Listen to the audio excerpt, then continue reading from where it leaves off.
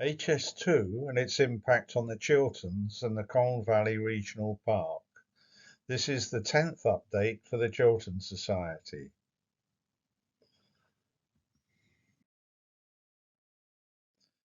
HS2 approaches the Chilterns via the 2.1-mile long Colne Valley Viaduct across the Colne Valley Regional Park near Denham.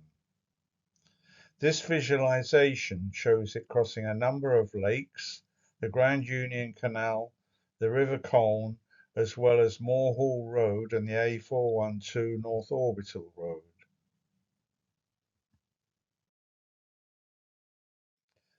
And this is the reality now that construction is complete. This is now the longest viaduct in the UK, yet it would take trains just 40 seconds to traverse it.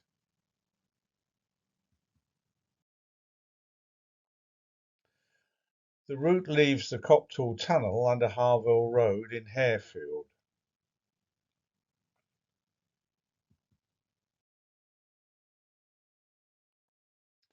Looking north towards the Colne Valley Viaduct from the Copthall Tunnel North Portal.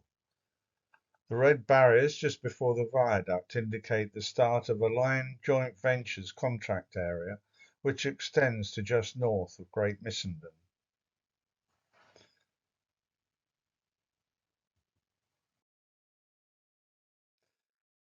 The wing walls are designed to reflect trains should they derail on the approach to the viaduct.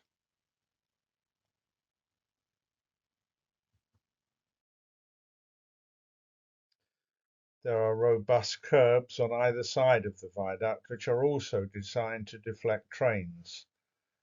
As the viaduct curves along its length, trains travelling at 200 miles an hour create enormous lateral forces.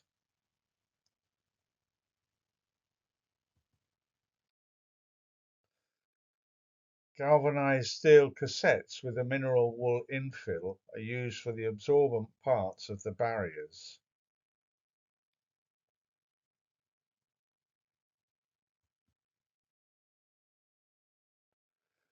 A key design principle was to prevent bird and bat strikes with passing trains. Hybrid barriers have transparent acrylic panels located above the solid section. They incorporate black lines to ensure they remain visible to flying birds.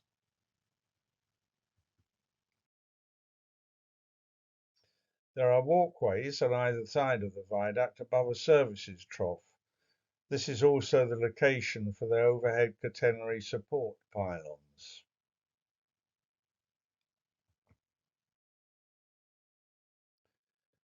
In order to maintain an adequate view of the surrounding landscape, the solid part of the barriers are no higher than 1.6 metres above the track.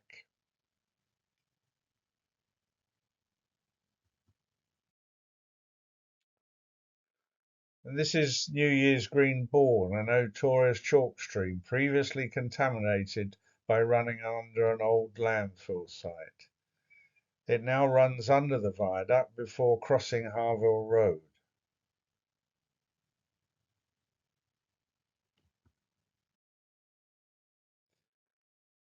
Looking along the viaduct from the south abutment and the first of the 56 supporting piers.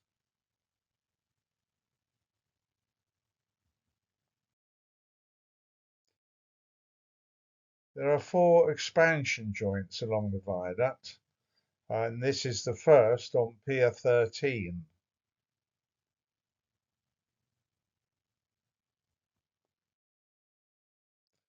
A gauge shows the amount of movement.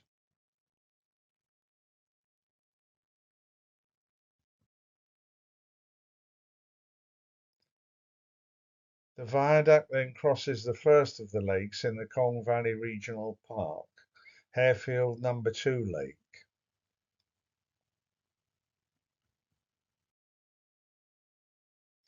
There are also expansion gauges on some of the piers supporting the viaduct over the lakes. They are covered by remotely operated cameras so that they can be monitored from a central control room. You can also see the drainage pipe which will eventually feed rainwater into the lake.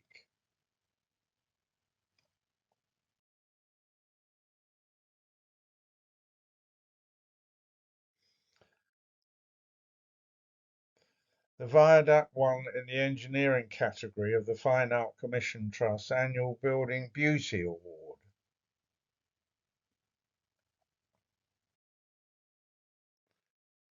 Competition judges noted, for such a massive object, it treads lightly and moves delicately.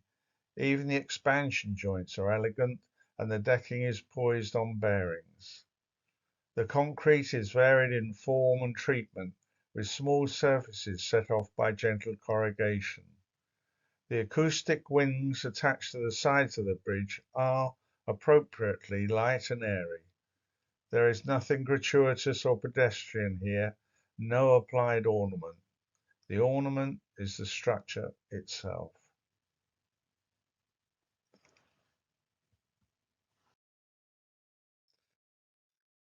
I think the contractors and Grimshaw, the design architects, can feel justifiably proud of what they have achieved.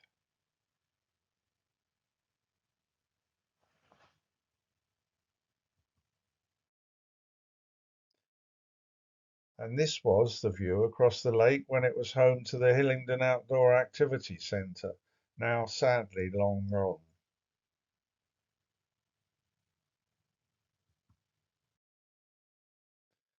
During construction, the footpath, which forms part of the London Loop on the south side of the Grand Union Canal, was temporarily diverted on a pontoon over the canal.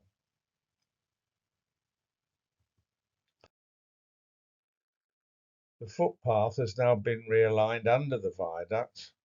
On the left of the footpath is Pier 19.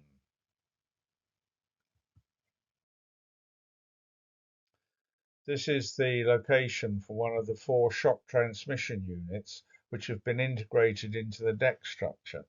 These counter the horizontal forces being applied to the structure from kinetic energy imposed by the trains.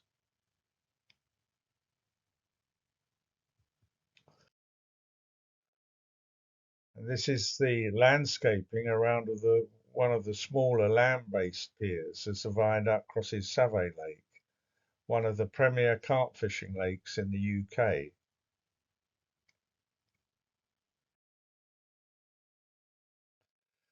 The viaduct then crosses Moor Hall Road, and landscaping here means we can see the viaduct crossing Corder Lake.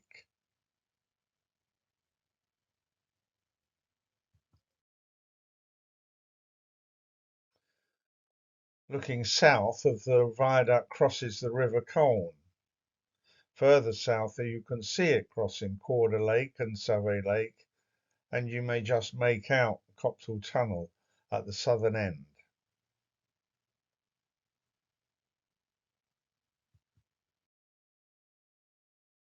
The viaduct then passes the Denham Water Ski Club. A new clubhouse was built on the other side of the lake. The old clubhouse can be seen in the middle of the picture.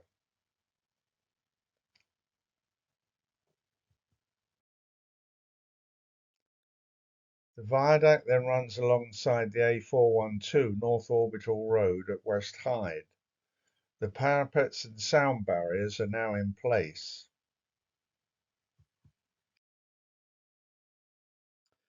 This is looking east from the viaduct along the A412 towards Maple Cross.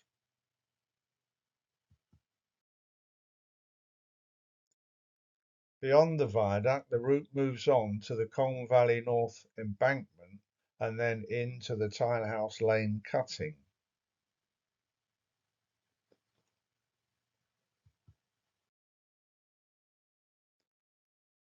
Looking south along the cutting, beyond the Tilehouse Lane overbridge and the embankment, and on towards the viaduct. The prolonged curve of the viaduct can be clearly seen. This area will be known as the Colne Valley Western Slopes and is being landscaped using the 3 million cubic metres of spoil removed from the Chiltern Tunnel, as well as that removed from all the tunnel ventilation shafts.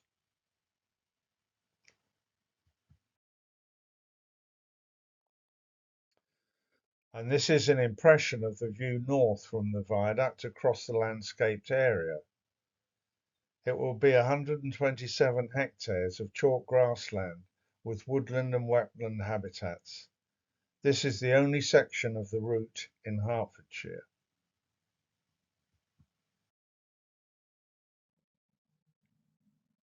Looking across the Chiltern Tunnel South Portal construction compound between the North Orbital Road and the M25. Three factories were the prominent features. The largest was the Viaduct precast factory. Next to it was the tunnel lining segment factory, and the third was the slurry treatment plant, which was used to process the slurry excavated from the tunnels.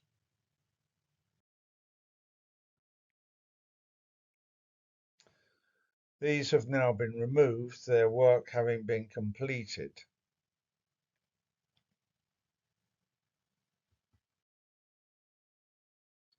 The concrete batching plant is now being removed.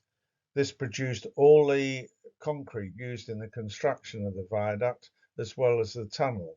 It also supplied all the tunnel vent shafts and the North Tunnel portal near Great Missenden. You can see the porous portals, which are now complete. Portal is just another name for the tunnel entrance and exit. This is the Down or Birmingham bound portal under construction. As a train enters a tunnel, it generates a pressure wave which can produce noise at the other end of the tunnel. A porous portal slows the build-up of pressure in the tunnel, reducing the resulting effect. The entry portals are 220 metres long.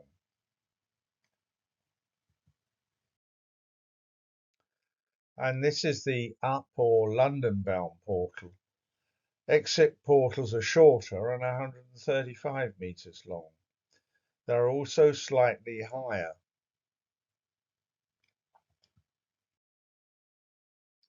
And these are the vents that make the portal porous.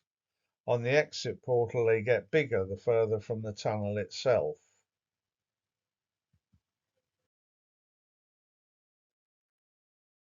This is an impression of what the portals will look like.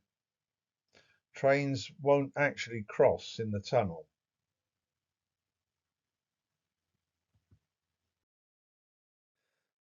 Looking south, you can see how close the tunnels are to the M25, although they can't be seen from the motorway as they're in a cutting.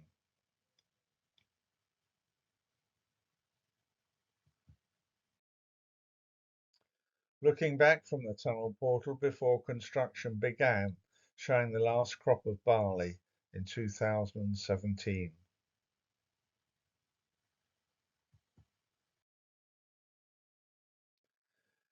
The crosses show the area we will now be looking at from the M25 across the central Chilterns to Wendover.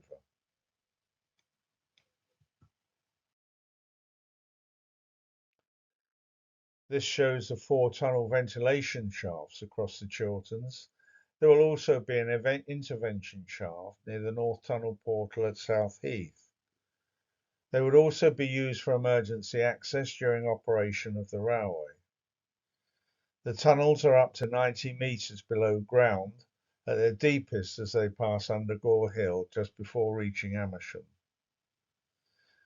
The A413 is the main road passing the Chalfonts and Amersham, then on to Great Missenden and Wendover.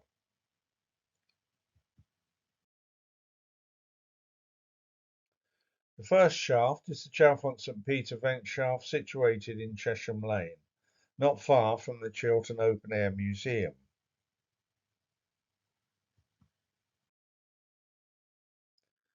All the shafts will have a head house across the top of the shaft, and these will be the main buildings seen on the surface.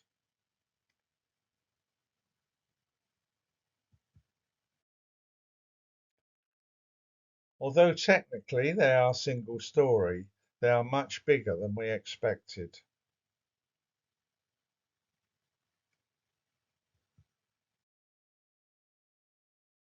On the left is the plenum, essentially the vent outlet, and the remaining constructions are the access hatches to the basement.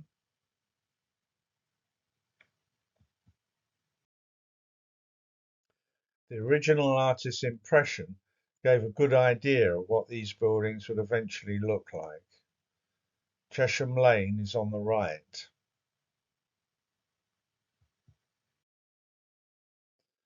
A 400-metre long temporary haul road links the site directly to the A413. All the construction sites have approved access routes which HGVs must use. The one for the first two sites is via the A413 to the A40 at Gerrard's Cross and then to the M40.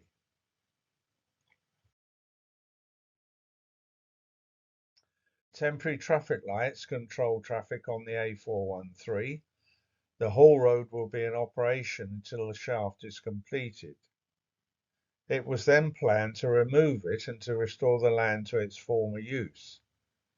It now seems likely that all the temporary haul roads will remain in place until the rail systems have been installed.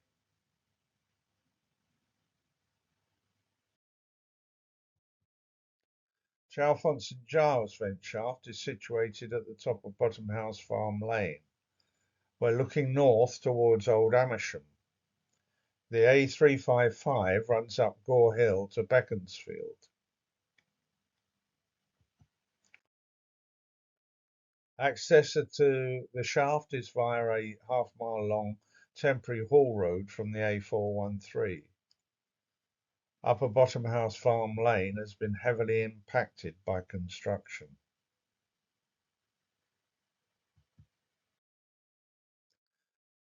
You can see the top of the shaft and the basement alongside.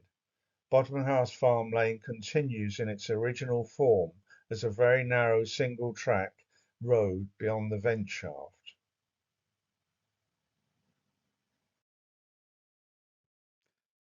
Here the head house is nearing completion.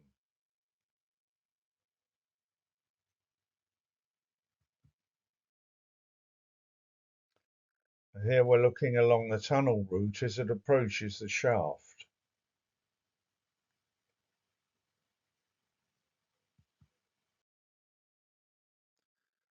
The head house here has now been completed. You can also see the plenum and the access hatches. The shaft also has an auto transformer station, essentially a voltage regulator, and this is the third building on the right.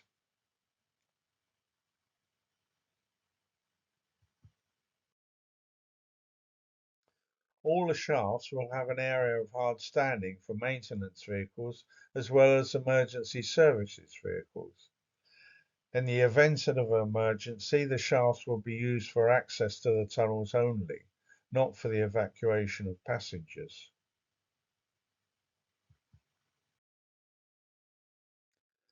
Looking north across Bottom House Farm Lane, this is an impression of what the site will eventually look like.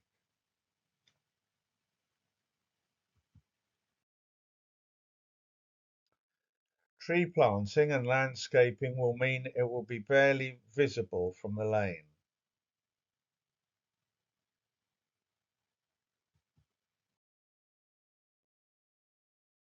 Demobilisation is now underway with construction completed by the end of the month.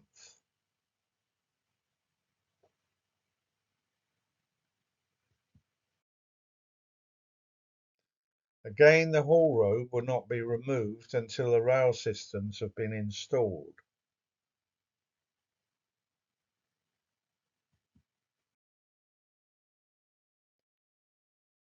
The Amersham vent shaft is situated in Wilden Lane, just west of Amersham Hospital.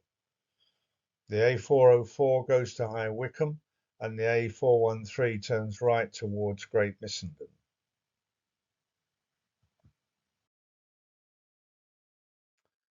This is the smallest of the sites and is virtually an island bounded by roads. Part of the compound is across Wilden Lane and will be removed once construction is complete.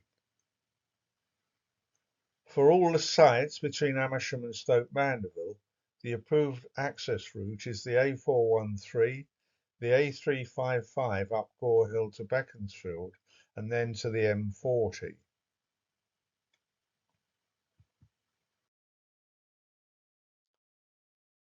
The restricted space and layout of the site dictates that the head house has to be round.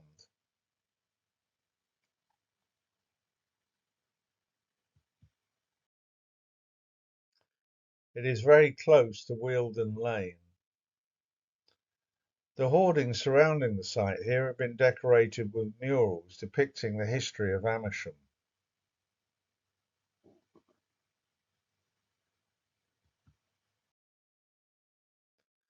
A boundary wall now surrounds the site. This was made using 197 precast segments. The area outside the boundary wall will be landscaped and replanted, and Wealden Lane is beyond the hoardings.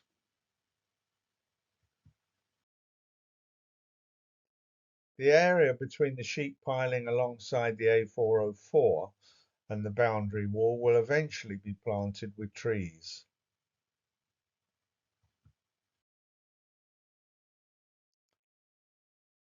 Gabions, still baskets of flint, have been installed around the wall.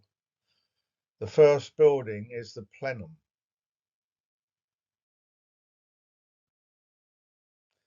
Then the access hatches and the head house itself. There is no auto transformer station at this shaft.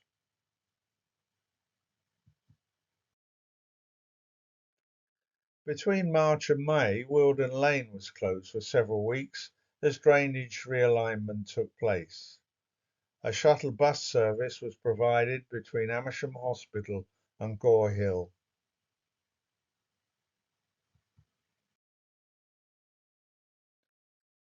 Drainage was realigned under the road and the footpath outside the vent shaft.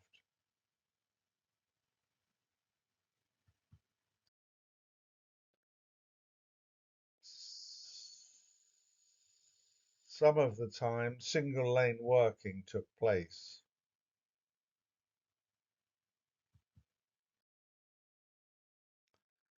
Pedestrian access was maintained along the footpath diversion throughout the work.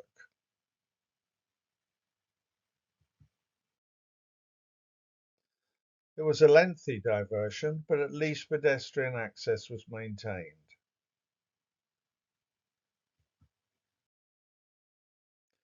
Temporary removal of the hoardings gave a view of the construction of the head house.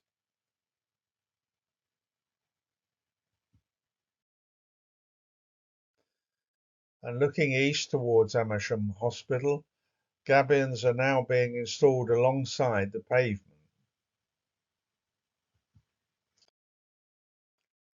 And a reminder of what it used to look like as initial enabling work began.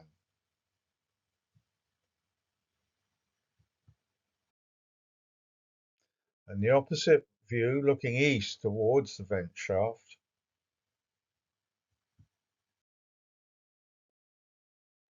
And a similar view before construction got underway.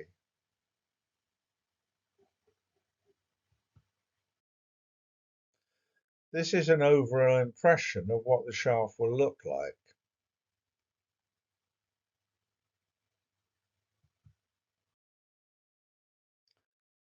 And the reality is gradually appearing.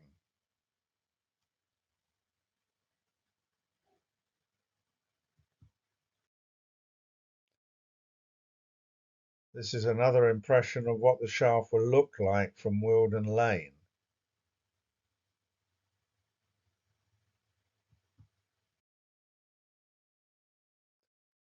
Gabions sit alongside the pavement, and the 200-metre long boundary wall will be lined with precast flint panels, which will be installed in August and September. The site is now demobilising, and construction is due to be completed by October.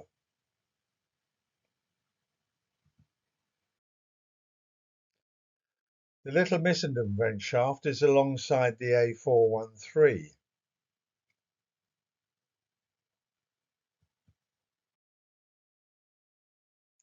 Access to the site is via a temporary right-hand turn across the dual carriageway.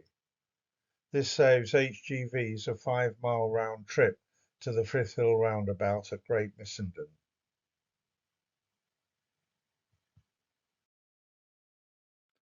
This shows the top of the shaft and the basement before the head house is added. The tunnels here are 24 metres below the ground.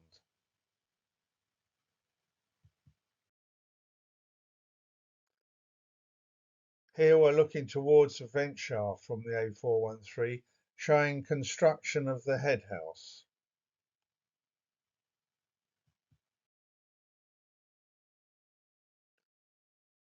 Construction of this is now complete.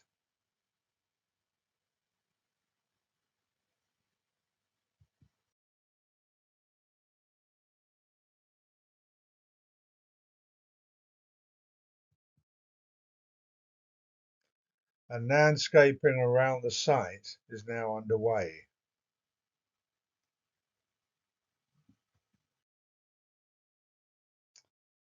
With stockpiles around the site being levelled.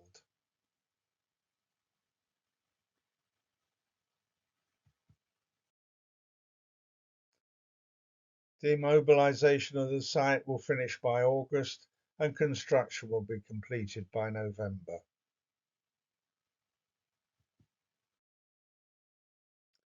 The left-hand building is the plenum. Next are the access hatches leading to the basement.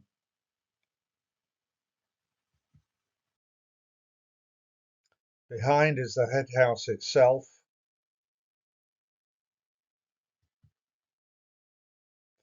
And to the right is the auto transformer station. The transformer will be installed outside the building behind the screening. Again, an impression of what the head house will look like. 1,700 trees will be planted, some 20 different species. Once planting is completed, the shaft will be hardly visible from the road.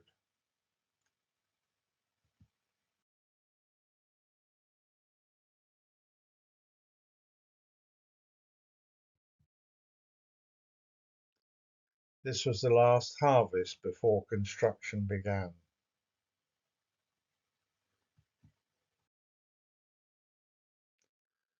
The Chesham Road shaft at South Heath is the last of the shafts. As it is an intervention shaft only, it will not have any fans, so will not need a basement. Because the shaft is above the water table, a different form of construction called the caisson method was used for this shaft. Sections of the caisson were constructed above ground and then sunk to the required level by excavating material from within the caisson.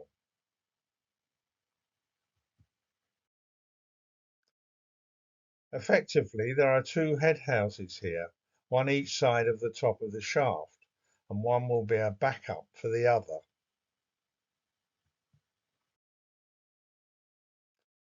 Again, they are referred to as single story. There is no basement, so all the machinery will be above ground, but I don't know why they have to be so big. You can see the auto transformer station to the right.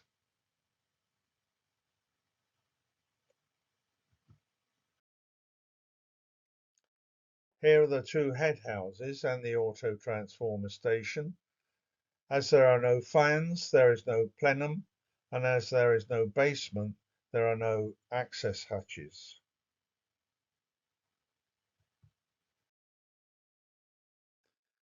Demobilisation will be finished by August and construction completed by November.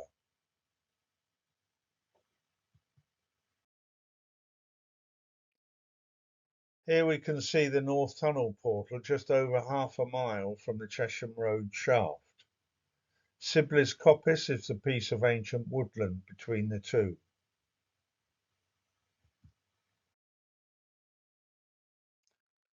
This is looking east from Great Missenden towards the North Tunnel portal, just north of Frith Hill in South Heath.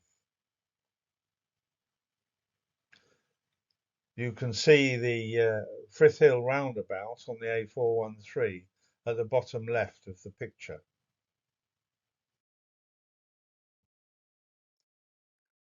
To the right, you can see the temporary haul road that connects the portal to the A413 at the Link Road roundabout. Another haul road follows the route and connects all the subsequent sites, taking most of the construction traffic off local roads. Altogether, there are about 7 miles of temporary roads across the Chilterns that will be removed once construction is complete.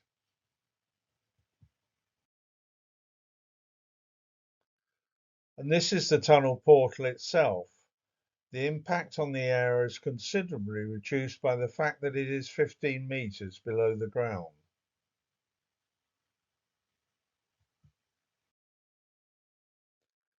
Looking east along the Hall Road towards the Chiltern Tunnel portal.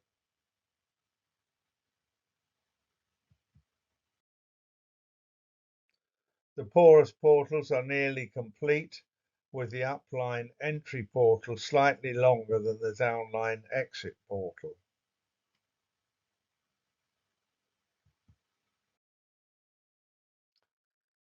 The route continues in the South Heath cutting under a series of bridges. In this section, these are all overbridges, meaning that they cross over the railway. The route alignment has been designed to enable speeds up to 225 miles an hour north of the Chiltern Tunnel.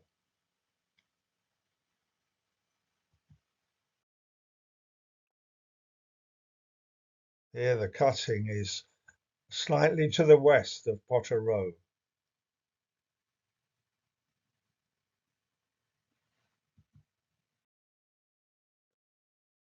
Looking south towards the tunnel portal, you can see the bases for the first of the bridges, the PROW GMI-12 overbridge. PROW stands for the Public Rights of Way.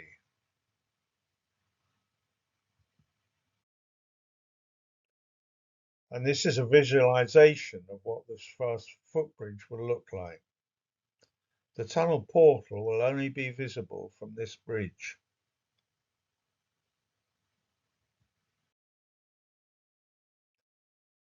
GMI-2 is the next bridge. It is an accommodation overbridge, which means it will be used for vehicle access as well as for the footpath.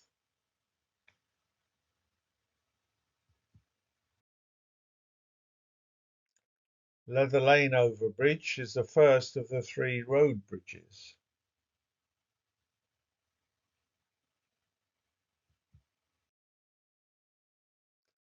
Originally, the bridge was to be built offline to the south of the lane, which would then have been diverted over the bridge once construction was complete, thus avoiding temporary closure of the road.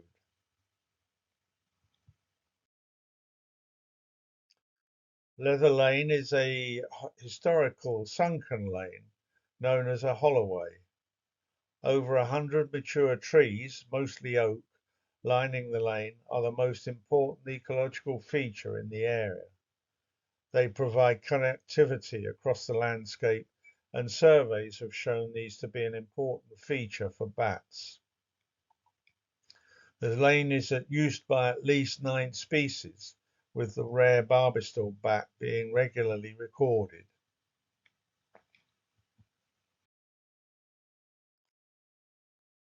As a result of sustained pressure from the Leather Lane Conservation Group, new plans for the bridge have been drawn up and are now awaiting approval from Buckinghamshire Council.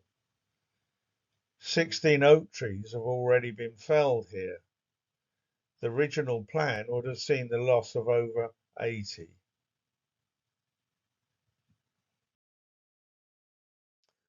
Also saved is a solitary oak tree named Ilona, located 120 metres south of the site near Hammonds Hall Farm. It is listed on the Ancient Tree Inventory as a notable tree by the Woodland Trust. The design for a green overbridge minimises visual impact on the surrounding landscape and facilitates the movement of wildlife. Looking east across the South Heath cutting towards Potter Row. One is the existing tree line, which is retained. Two is a loaner and a new hedgerow. Three is the green overbridge. And five is the midpoint auto transformer station, which will now be situated trackside rather than alongside Leather Lane.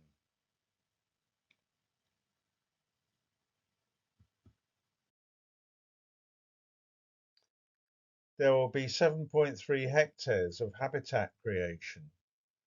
Ecological connectivity will be aided by over a kilometre of new hedge planting, of which 820 metres will be advanced hedgerow planting using larger plant sizes.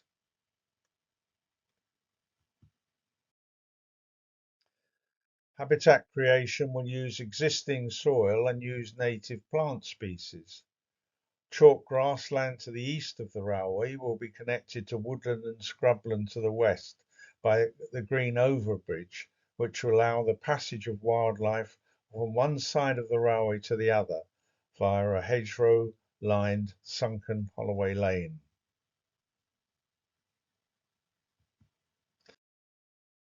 In order to retain the character of a sunken lane, consideration was given to minimise the width of the highway and verges and to incorporate Holloway earthworks at a slope of 1 in 1 and varying height of up to 1.5 metres.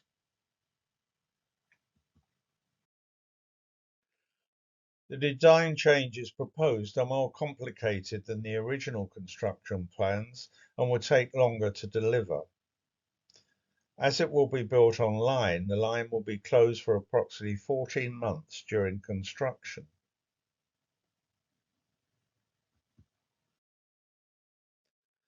The cutting has already been excavated north of Leather Lane.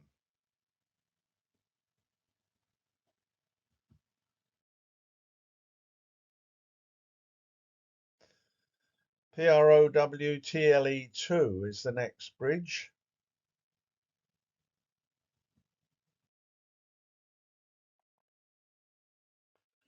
This footpath accommodation overbridge takes farm traffic as well as the footpath, giving the farmer vital access to the land to the west of the route.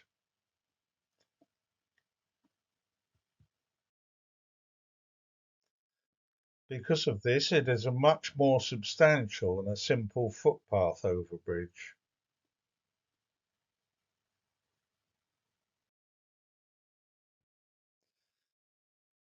And this is the same view looking east along the footpath before construction began.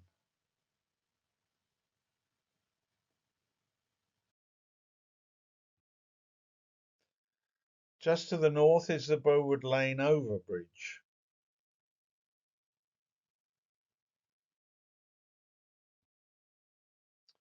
And looking west across the bridge,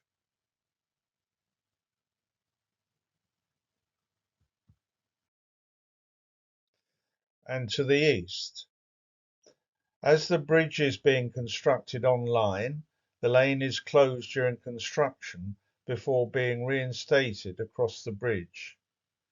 This is the first bridge to be opened in the Chilterns and the first one north of London, albeit at the moment just for cyclists and pedestrians.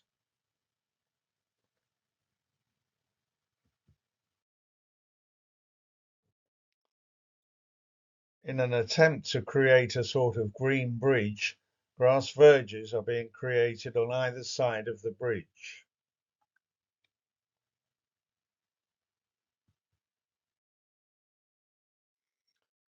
Bowood Lane is another sunken lane, and this is as it was looking west beyond the bridge.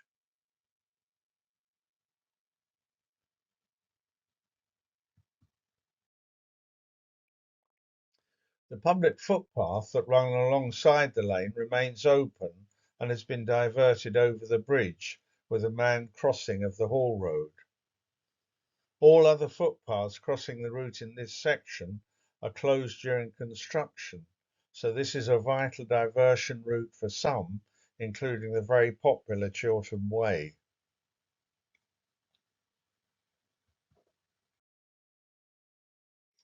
The route continues across the Wendover Dean Viaduct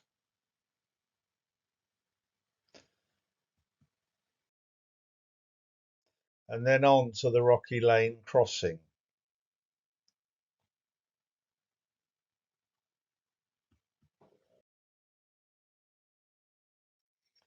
This is an underbridge, meaning it goes under the railway.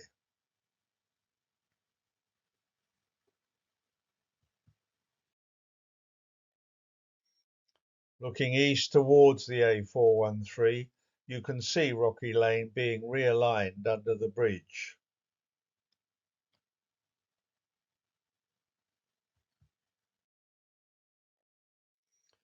Although offline construction means that the road will remain open during construction, it is now actually closed until August to complete the tie-ins and to move the utilities.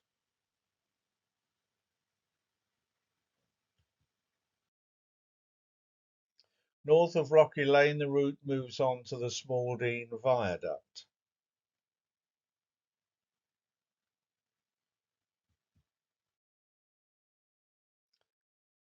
The viaduct was assembled on an embankment alongside the A413.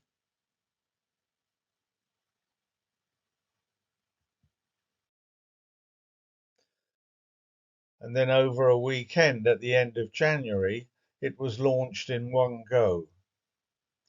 It was pushed out across the 6 supporting piers, moving at about 10 metres per hour.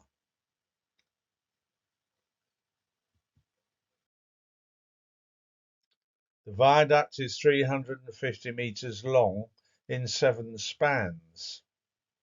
This one crosses the A413.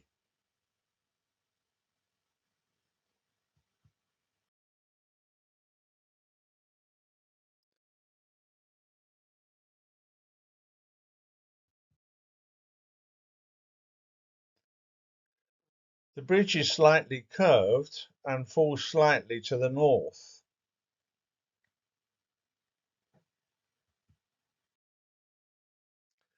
The piers are up to 9 metres high.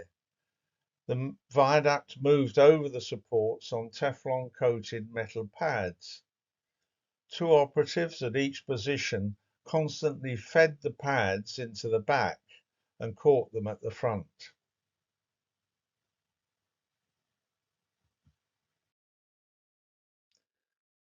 The road was closed for one day. The operation was of great interest to local residents, and the contractors helpfully provided an information point.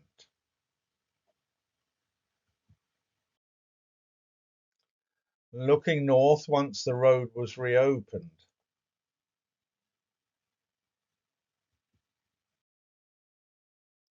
The push continued towards the Chiltern Railway.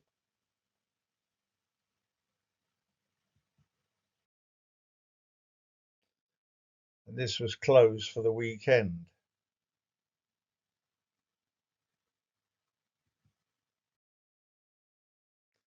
It then continued over Small Dean Lane before arriving safely at the north abutment.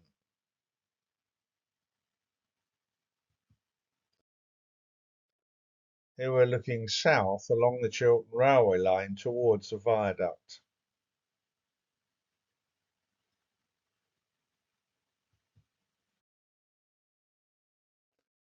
And looking south along the A413. The road has been realigned slightly to allow construction of 2 of the viaduct piers.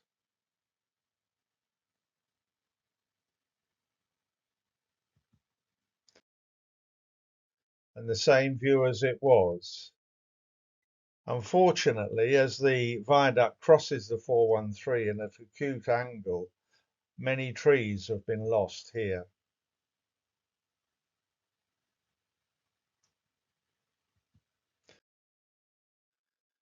Looking south along the viaduct as reinforcing steel called rebar is being assembled.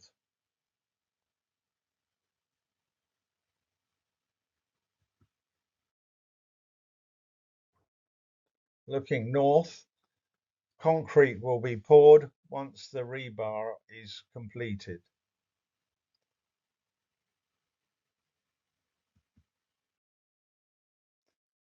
This shows the double composite construction method, which uses significantly less concrete and steel than a more traditional design.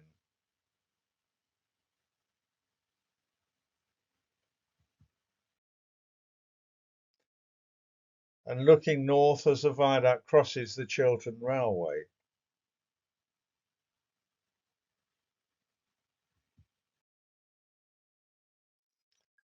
And here looking south across the railway and the A413.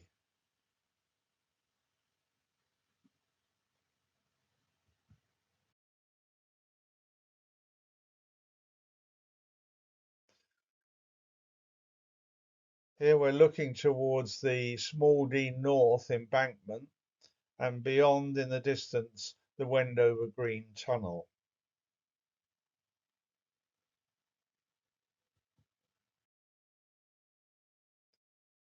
The route leaves the viaduct on the Small Green North embankment, and this will rise up to 14 metres above the current ground level and will act as a dam for water running off the adjacent fields, diverting it to the north. The last of the bridges in the Chilterns will be the Small Dean Lane and Grove Farm underbridge.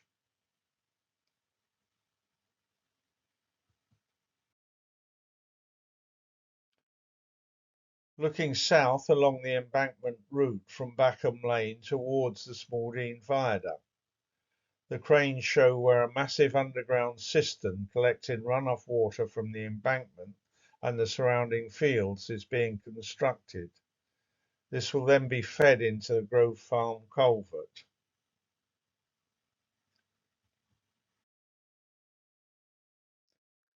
The route will then enter the Wendover Green tunnel. It will be a 3/4 mile long cut and cover tunnel built by excavating a cutting in the ground, forming a tunnel box from precast concrete segments and then covering it over with landscaping.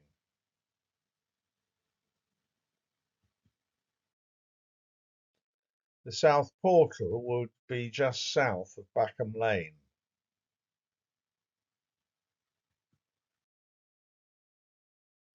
And the lane is now closed until December 2026.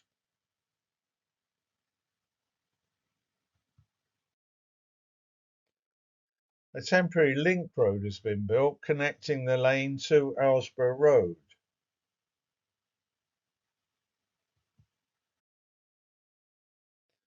At the request of local residents, it is single track with a public bridleway alongside.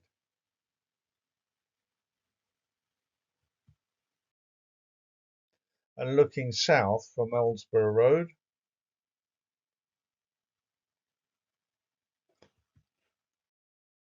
and as it was, the road will be removed and the land restored, but it won't be the same.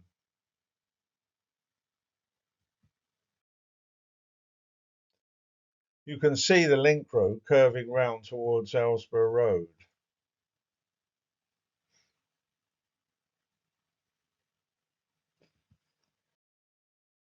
To accommodate the volume of water in a 1 in 100 year storm, the Grove Farm drainage culvert, 1,600 metres long, is being created alongside the tunnel. The first half will be a 2.4 metre diameter tunnel running from the Wendover Tunnel South Portal and under Aylesbury Road.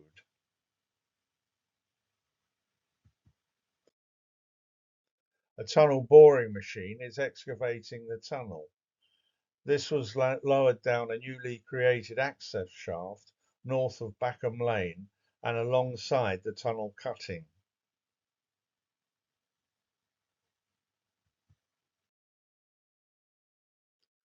Work on excavating the cutting in preparation for the installation of the tunnel continues at pace.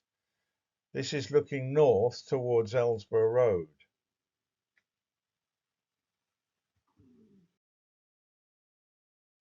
And this is the view looking back in exactly the opposite direction. For the first time, Backham Lane can be clearly seen from Ellsborough Road.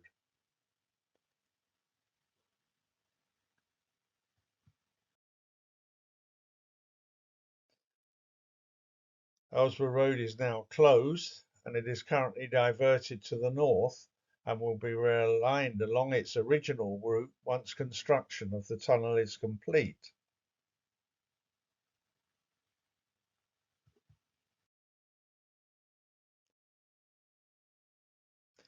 A temporary bridge carries some of the utilities over the cutting. The remains of the Wendover Memorial woodland lie behind the sheet piling.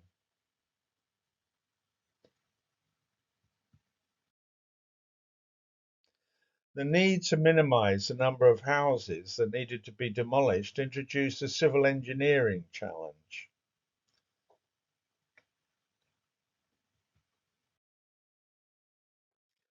Normally alongside the trace, where they are constructing the railway line, they have a space for a haul road for the massive dump trucks, as well as a tarmac site access road.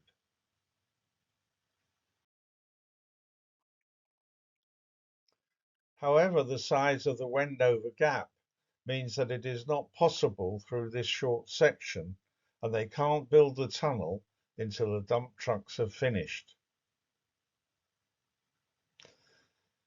As a result, HS2 find that the building of the tunnel through the gap is now the critical path element in finishing the building of the entire line. HS2 has been applying pressure on the contractors and there has been significant progress in recent months, with dozens of dump trucks being used while the weather is good for excavation.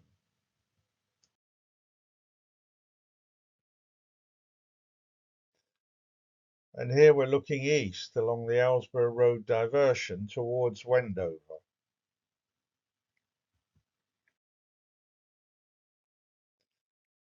And this is the Bailey Bridge taking the road over the tunnel. It is also the route for the ancient Ridgeway long distance footpath.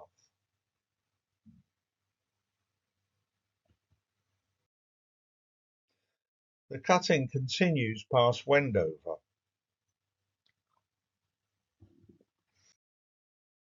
A base layer of aggregate formed the foundation for the tunnel.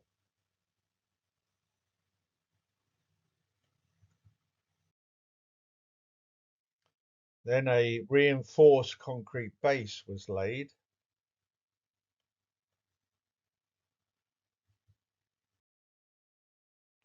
And then in April, the first sections of the tunnel were installed.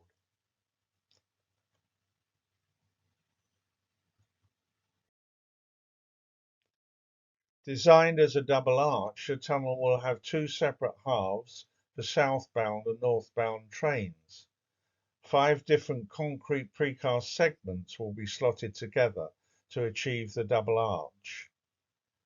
Each one will be steel reinforced, with the largest weighing up to 43 tons.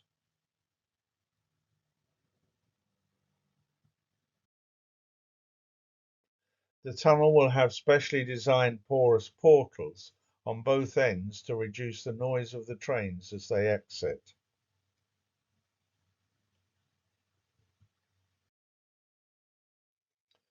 Over 2,500 segments will be used. They are being made by Stanton Precast in Ilkeston, Derbyshire, and transported by road. Each round trip will be over 200 miles, a total of over 500,000 HGV miles.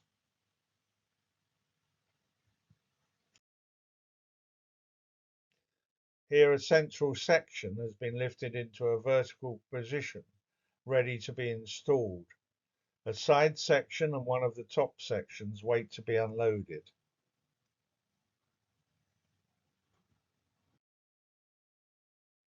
Great care is taken lifting the segments as they have compressive rather than lateral strength.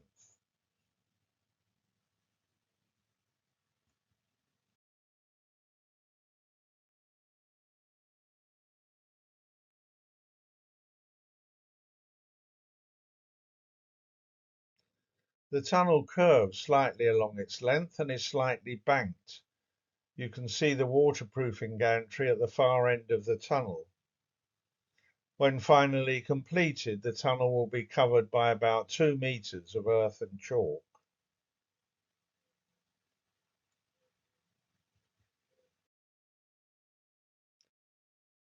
The tunnel will be constructed in 4 phases. With phase 1 completed, the first 520 segments have been installed. Phase 3 will commence later this year.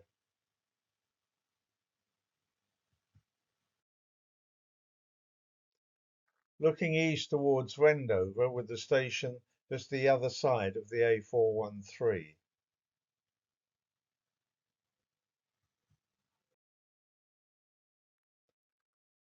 Large-scale earth movements are now underway.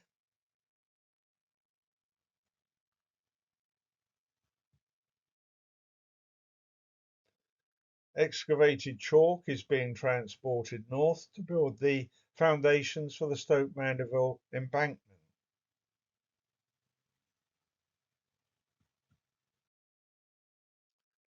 And the clay spoil was extracted from the South Heath cutting at Potter Row.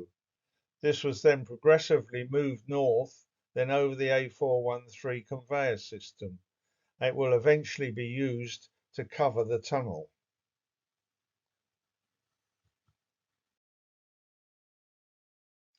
Changing the landscape as the cover material is stockpiled.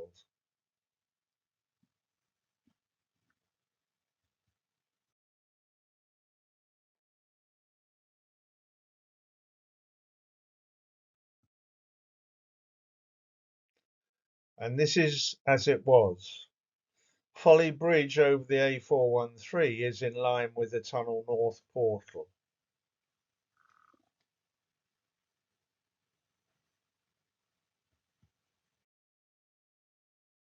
Beyond the tunnel, the Wendover North cutting is being created, as well as a low permeability tanking wall to stop the aquifer discharging into the cutting.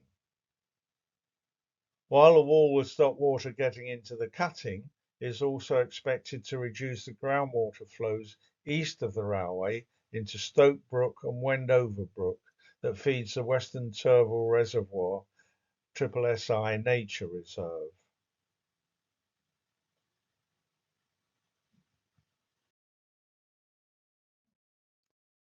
The route then crosses Nashley Road, which is temporarily diverted whilst the new overbridge is constructed.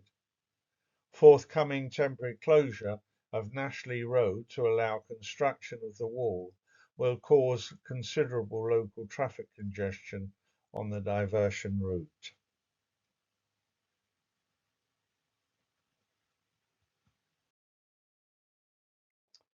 You can see most of the pictures I have used by visiting the HS2 photo diary on the Chiltern Society website. This shows the impact at a number of locations across both the Chilterns and the Colne Valley Regional Park, and is constantly updated. There are also links to various videos, including a virtual fly-through along the route from Denham to Calvert beyond Aylesbury.